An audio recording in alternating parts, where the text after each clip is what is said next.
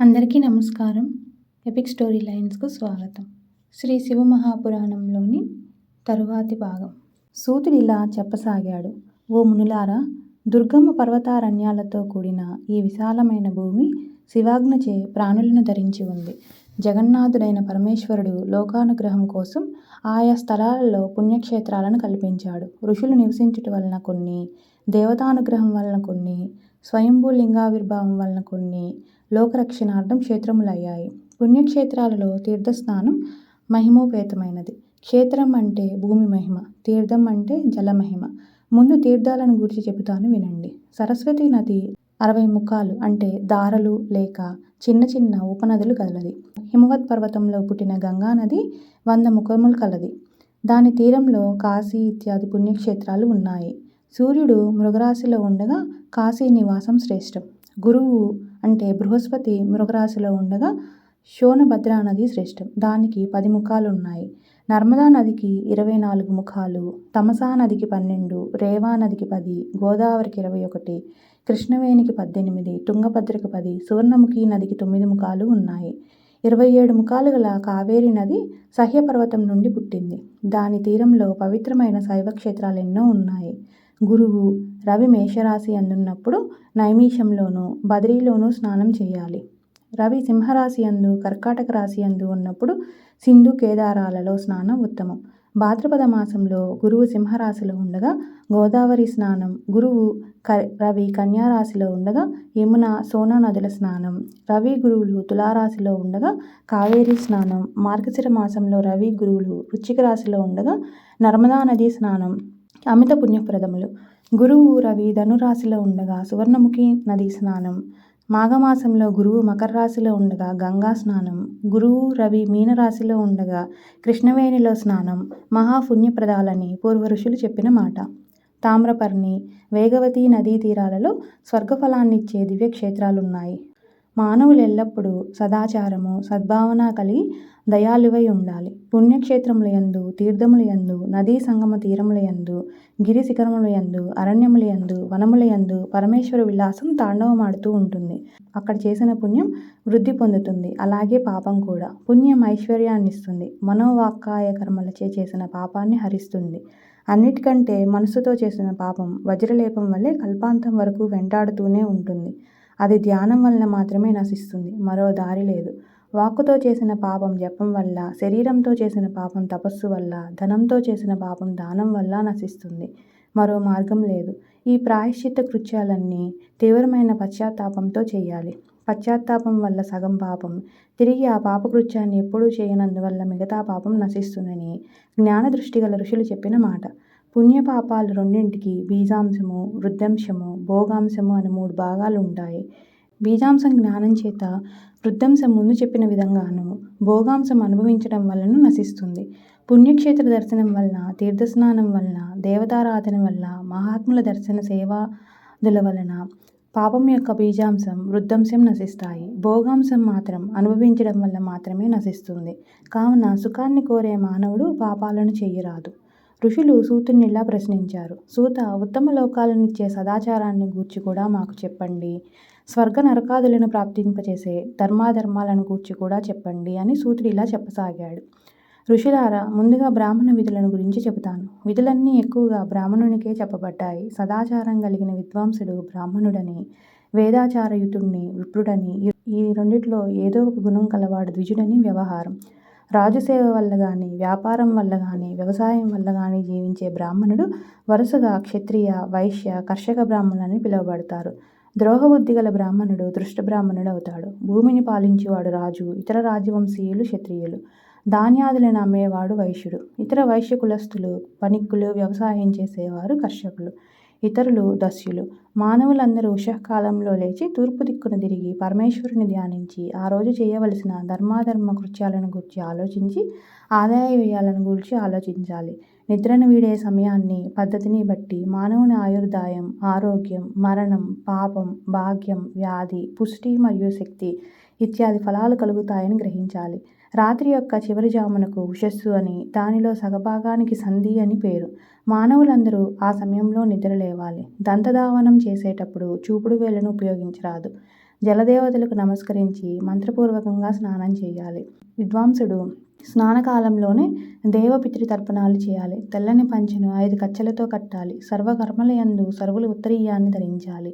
నదులలో గాని చెరువులలో గాని బట్టలను ఉతకరాదు. గట్టుపై ఉతికి పిండుకోవాలి. ఆ వస్త్రజలం పితృదేవులకు తృప్తినిస్తుంది. బ్రాహ్మణుడు జాబాలి ఉపనిషత్తులోని అగ్నిరీతి భస్మ అను మంత్రాన్ని ఉచ్చరించి భస్మతో త్రిపుండ్రాన్ని ధరించాలి. పాప ప్రక్షాళనార్థం అపోహిష్ట అను మంత్రంతో జలాన్ని శిరస్సుపై చల్లుకోవాలి. యక్షశయాయ అనే మంత్రంతో పాదాలపై చల్లుకోవాలి. దీనికి సంధ్యాప్రోక్షణమని పేరు. అపోహిష్ట్యేత్యాది మంత్రాలతో పాదాన్ని, శిరస్సును, హృదయాన్ని సంప్రోక్షణ చేయాలి. దీన్ని మంత్రస్నానం అంటారు. అపవిత్ర స్పర్శ కొద్దిగా కలిగినప్పుడు గానీ, స్వస్థత లేనప్పుడు గానీ, రాజుకు రాష్ట్రానికి భయం కలిగినప్పుడు గానీ, యాత్రాకాలంలో గానీ ఈ మంత్రస్నానం చేయాలి. ఉదయం సూర్యశ్చ అనే మంత్రంతోనూ, సాయంకాలం అగ్నిశ్చ అనే మంత్రంతోనూ నీటిని త్రాగి మరలా మంత్రప్రోక్షణం చేయాలి. ఉదయం తూర్పు దిక్కుకు, సాయంత్రం పడమట దిక్కుకు తిరిగి అర్ఘ్యమివ్వాలి. కాలాతిక్రమణం లేకుండా సంధ్యోపాసన చేయాలి. శివుడు, గౌరి, గుహుడు, విష్ణువు, బ్రహ్మ, ఇంద్రుడు మరియు యముడు ఇత్యాది దేవతలను ఉద్దేశించి కార్యసిద్ధికై తర్పణాలను ఇయ్యాలి. తర్వాత బ్రహ్మార్పణం, ఆచమనం చేయాలి. విద్వాంసుడు తీర్థానికి దక్షిణంగా పవిత్రమైన స్థలంలో స్థిరాస్థానంలో నిశ్చల మనస్కుడై సర్వదేవతా నమస్కారం చేసి ముందుగా ఓంకారాన్ని, తరువాత గాయత్రిని జపించాలి. ఓంకారాన్ని జపించేటప్పుడు జీవ బ్రహ్మైక్యానుసంధానం విధిగా చేయాలి.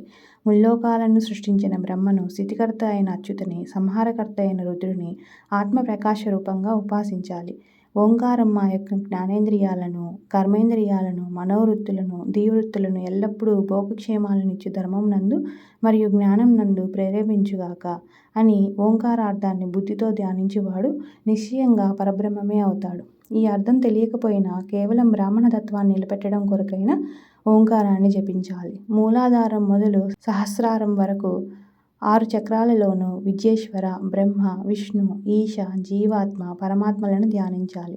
సోహం అంటే అది నేనే అనే పరబ్రహ్మ బుద్ధితో ఆ దేవతలతో ఐక్యభావన చేస్తూ గాయత్రిని జపించాలి. ఆ దేవతలను బ్రహ్మరంధ్రం నందు, దేహానికి బయట కూడా భావన చేయాలి. అనంతకోటి ఉపాధులతో కూడిన ఈ సృష్టి మహత్తత్వం నుండి వ్యక్తమైంది. ఒక్కొక్క గాయత్రి జపంచే ఒక్కొక్క శరీరాన్ని అతిక్రమించి జీవుణ్ణి పరమాత్మ యందు లీనం చేయాలి. ఇదే జపతత్వం.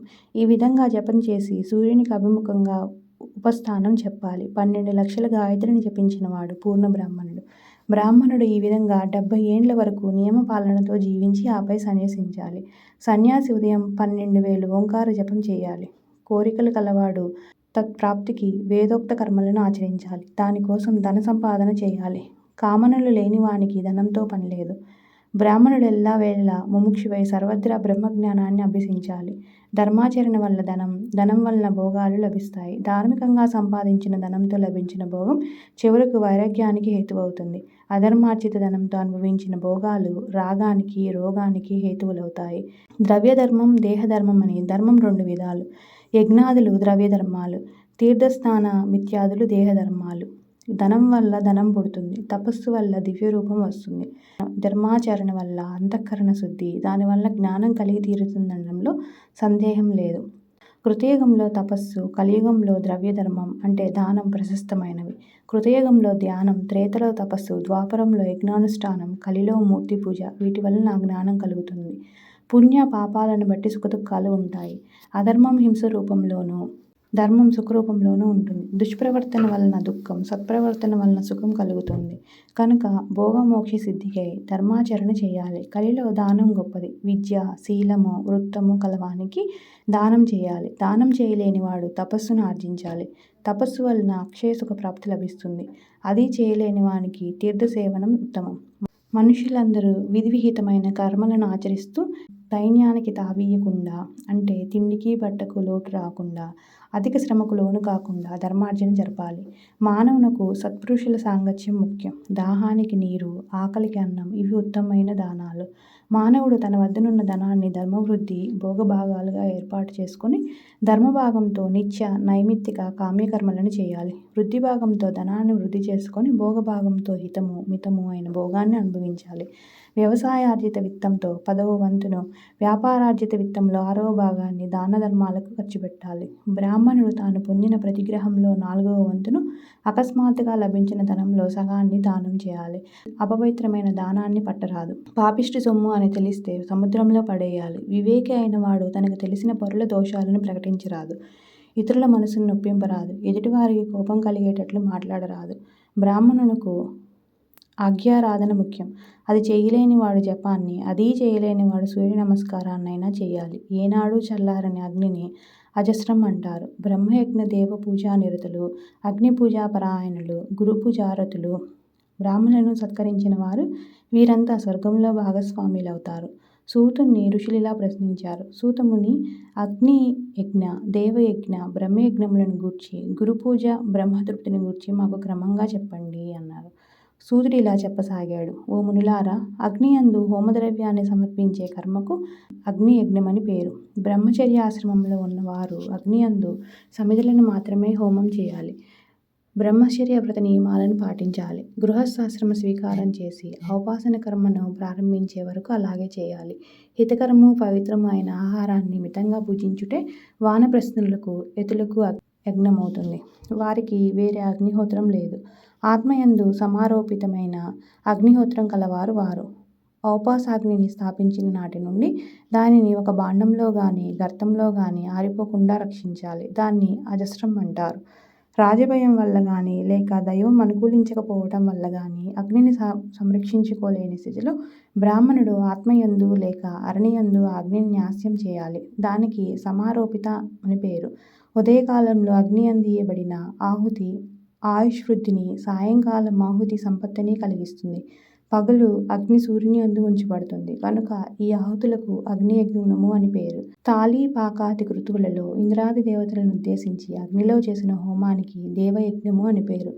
చూడాకరణాది అంటే పుట్టువెంట్రుకలు తీయడం కర్మలలో లౌకికాగ్నియందు చేయబడే హోమం కూడా దేవయజ్ఞమే. దేవతల తృప్తి కొరకు బ్రాహ్మణుడు నిత్యము బ్రహ్మయజ్ఞం చేయాలి.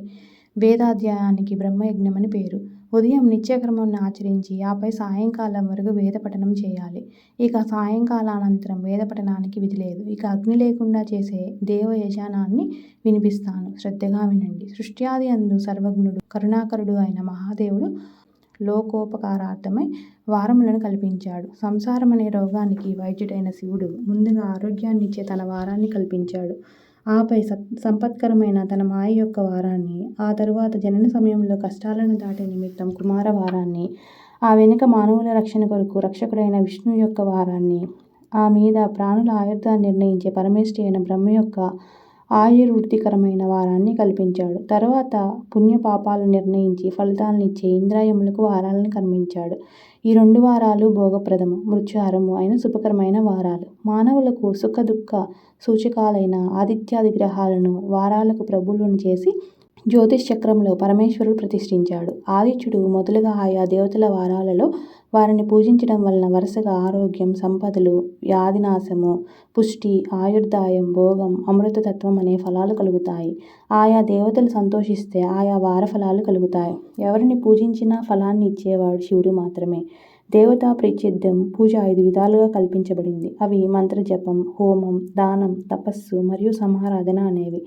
సమారాధన అంటే వేదిని, ప్రతిమను, అగ్నిని, బ్రాహ్మణుని ఉపచారాలతో పూజించాలి. నేత్రరోగం, శిరోరోగం, కుష్య ఇత్యాది చర్మరోగ నివారణార్థమై ఆదివారం నాడు సూర్యుని పూజించి బ్రాహ్మణులకు భోజనం పెట్టాలి. అలాగే సోమవారం నాడు సంపద కొరకు లక్ష్మిని, మంగళవారం నాడు రోగ నివారణార్థం కాళిని, బుధవారం నాడు కుటుంబంలోని వారందరి ఆరోగ్యం క్షేమం కొరకు విష్ణువును, గురువారం నాడు ఆయువును ఆరోగ్యాన్ని కోరి దేవతలను, శుక్రవారం నాడు భోగముల నిమిత్తం దేవతలను పూజించి వేద విధులుగా బ్రాహ్మణులకు అన్నం పెట్టి దక్షిణలతో సత్కరించాలి. శనివారం నాడు రుద్రాది దేవతలను ఆరాధిస్తే అపమృత్యువు నుండి తప్పించుకుంటారు.